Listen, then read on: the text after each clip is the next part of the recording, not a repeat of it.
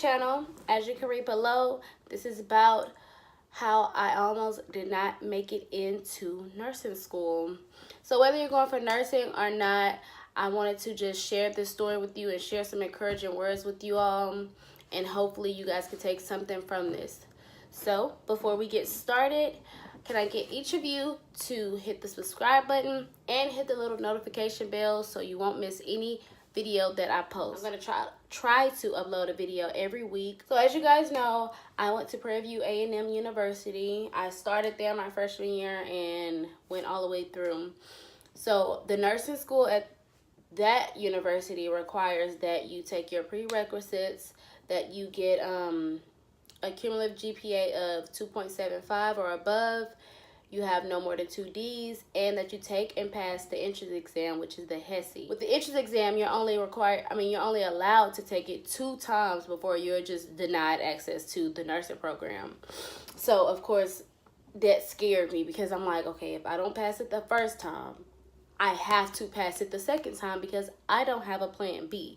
I don't know what I would do if I was not going to school for nursing. I don't have, oh, I want to go to school for this, and if I don't make it to nursing, I just knew I had my eyes on the prize, and I just knew I wanted to be a nurse, and that's all I felt like I wanted to do in life. So the day of the exam, I was a nervous wreck. I mean, I woke up early. They say wake up early, get your breakfast, and you'll be okay. So I woke up early, went to the dining hall and got breakfast, ate breakfast by myself, and I just started crying.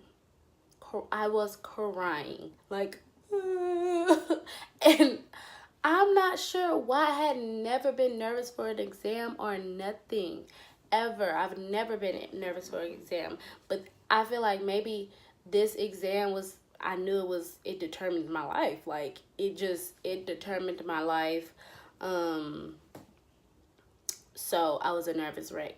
So going into the exam, it has 5 parts, I think.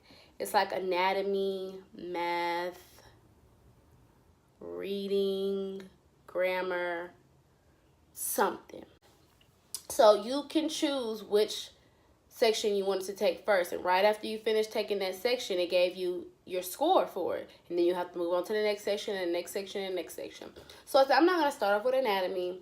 I'm just going to start off with something simple like grammar, something like that. I started off with math, because I know I'm good at math. So I started off with math, and I got a little confident or whatever, and then I finished it, and I made like 80 something. And you have to make a 75 or greater in order for you to pass that section of the exam. So I made like an 80 something, so I moved on. I said, I'm just gonna get anatomy out the way. I'm just gonna take it. So I took anatomy, and I didn't think it was hard, but I don't know. I was just taking it, and then at the end, when I pressed the end button, because it was 30 questions on the anatomy portion, I pressed the end button, and it read, my score was 74. 74. I needed a 75 in order to pass. 74? I was like, you have to be kidding me. You have to be kidding me. So I moved on to the next portion, and I was just upset. So I was just like really just going through doing anything. But I passed all of the sections but anatomy. And so how it goes is you have to wait like 30 days and then take the exam again, but you only have to take what you did not pass. But you have to pay that $60 again for the full exam. After the test, I couldn't breathe. I'm like, I failed by 1 point. I know I want to be a nurse. I don't have a plan B. So what am I supposed to do? Like, where do I go from here? I only have 1 more shot at this. I have 1 more shot, and then if I don't pass, I don't know do I just drop out of college? Because I don't know what I'm gonna do. What do I do? So of course I called my mom, and I was crying.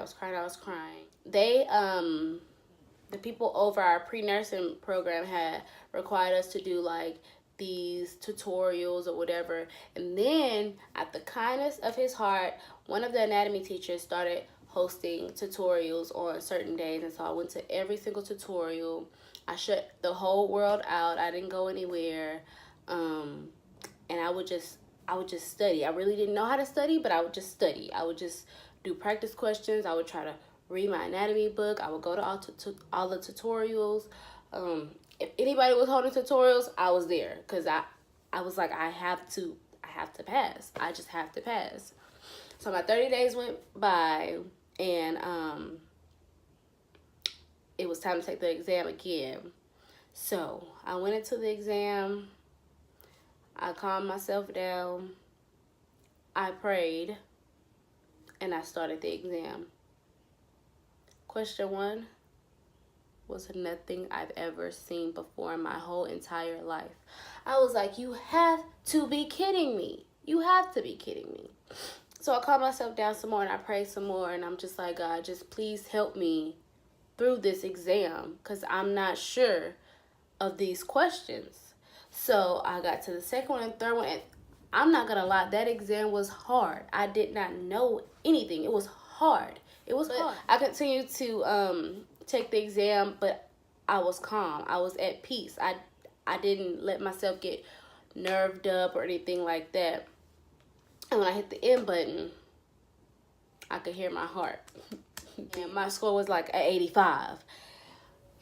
You don't know the excitement I had. Like, I ran out of there and I called my mom, and I was crying again. So my mom was like, I don't know what to do. But I was crying tears of joy because I was so excited. I was so excited.